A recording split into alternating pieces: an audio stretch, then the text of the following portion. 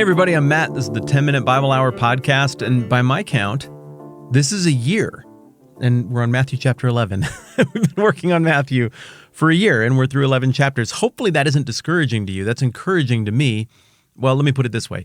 It's encouraging to me that the number of you who are sitting there having this conversation with me has grown as much as it has, to such a tremendous degree. And it's even more encouraging that we're only through 10 and a half chapters of the book of Matthew, the book we've been working on the whole time, and that more of you keep wanting to participate. The reason that's cool is because anytime you do a one-sided media like this, there's a degree of self-selection. There's a feedback loop. Even if I don't hear from you all that much, there is a feedback loop, because if nobody's listening, I stop doing it, or I'm like, I just got to go way faster, so maybe people will be interested.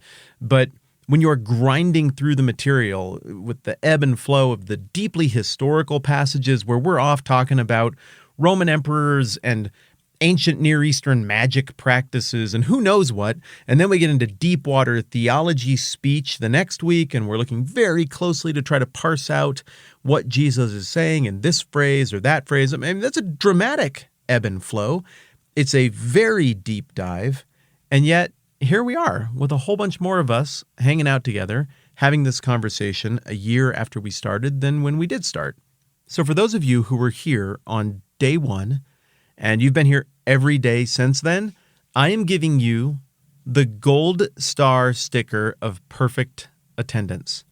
And if you get the gold star sticker of perfect attendance 2 years in a row, then you are going to get a pizza party.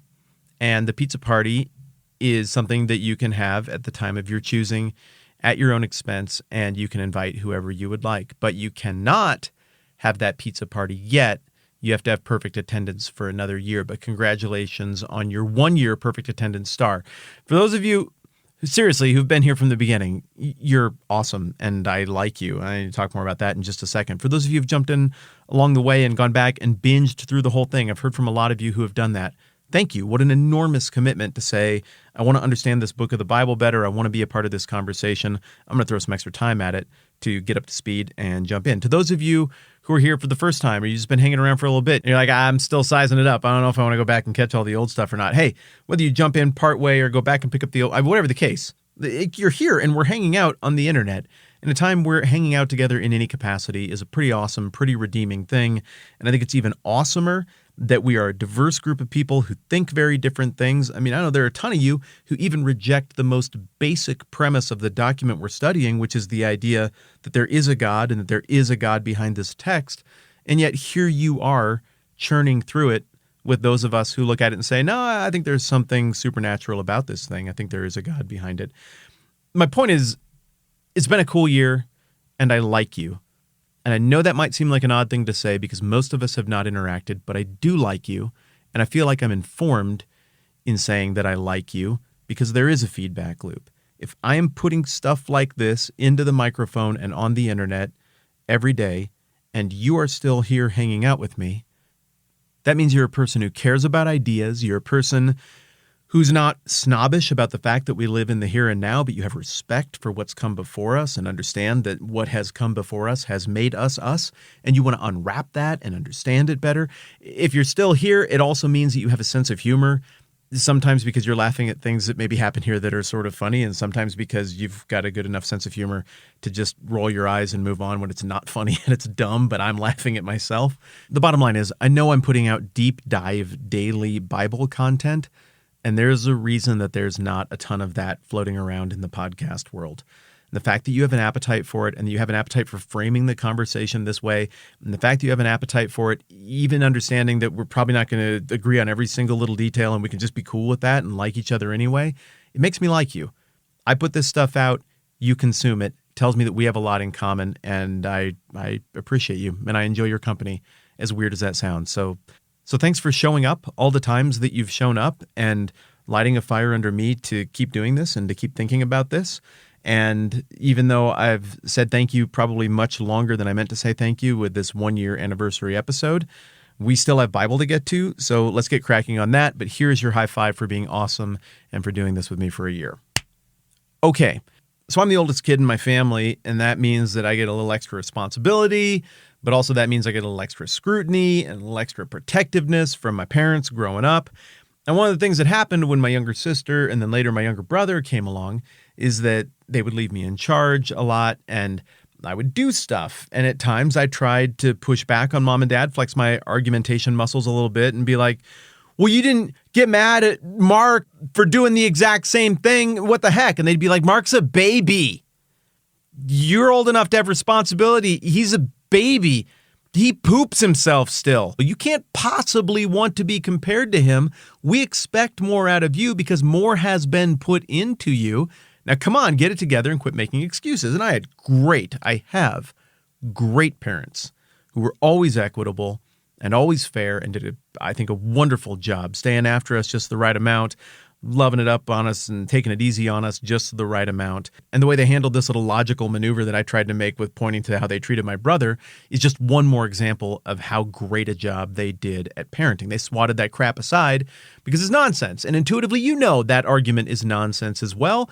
Common sense says that anywhere in life where a whole bunch of responsibility and trust and effort and training and resources have been poured into someone or something, you expect more out of that someone or something than you do out of someone or something into whom no resources have been poured yet. Likewise, in Matthew chapter 11, Jesus is making the case almost in this soliloquy in front of a bunch of people that a whole lot has been poured in to the immediate crowds he's been interacting with. A whole lot has been poured into the people of this generation who he is talking with and doing miraculous things in front of. A whole lot has been poured into Capernaum, the town he operates out of, and Bethsaida and Chorazin and these other local towns that the disciples even went out into in chapter 10 and did miracles in front of these people. A whole lot of resources, a whole lot of investment. There's thousands of years of God interacting with his chosen people. These people, you have the prophets. You guys should be able to see it. But in spite of all of that investment, Jesus' sorrowful tone here is, and yet somehow you're not getting it. Yet somehow, after having it put in front of you more clearly than it's ever been put in front of anyone ever in the history of ever, in the history of God's redemptive plan, tons of you are still completely missing it. And the passage goes like this. Then Jesus began to denounce the cities in which most of his miracles had been performed, because they didn't repent. Woe to you, Chorazin! Woe to you, Bethsaida! If the miracles that were performed in you had been performed in Tyre and Sidon, they would have repented long ago in sackcloth and ashes. But I tell you, it'll be more bearable for Tyre and Sidon on the day of judgment than for you. And you, Capernaum, will you be lifted up to the skies? No. You'll be thrown down to the depths. If the miracles that were performed in you had been performed in Sodom, it would have remained to this day. But I tell you that it will be more bearable for Sodom on the day of judgment than for you. We're going to break down the historical significance to the original audience of all of these different locations that Jesus references here tomorrow. But to put it succinctly, Tyre, Sidon, and Sodom had seen way, way, way less. They were babies who still pooped in their pants. Nothing was expected of them. That was a metaphor. If you didn't listen to the first part of this episode, that was probably really confusing to me, but just roll with it. It kind of works. They were infantile in their thought because things that would make it abundantly clear that the kingdom is real and the king is here and God is doing this redemptive plan and they should be a part of it, they weren't done in Tyre and Sidon and Sodom. Well, I guess like one thing happened in Sodom, but there wasn't a lot of opportunity for them to observe that and then be like, oh, that seems great. We should probably follow God now because of how they were burned with sulfur from heaven. But you get the idea. So there's the quick setup for the passage we're going to spend most of the week thinking about. Again, in the same way that my parents expected a lot more of me when I was an older kid than my little baby toddler brother who was a younger kid because more had been invested in me, I had seen more, I had been trained more. So Jesus is clearly expecting more of these towns right in his home base, and he is marveling with sorrow at how astonishing it is that these things can happen right in front of them and still they can't see it. There's so many implications to this and so much for us to unpack, and we will get to that as the week unfolds. Remember earlier when I was like, hey, thanks for listening to this podcast, and for those of you who've been here for a year, thanks for listening. I still think that. High five once again to all of you, and double high five to all of you who jumped on the Patreon, patreon.com/the TMBH podcast to make this thing go for the year. That obviously has been a huge difference maker in terms of our ability to grow this thing and progress through this thing together. Y'all are awesome. We'll have a real fun time with a real sad passage moving through the rest of the week. I'm Matt. This is the 10-Minute Bible Hour Podcast. Let's do this again soon.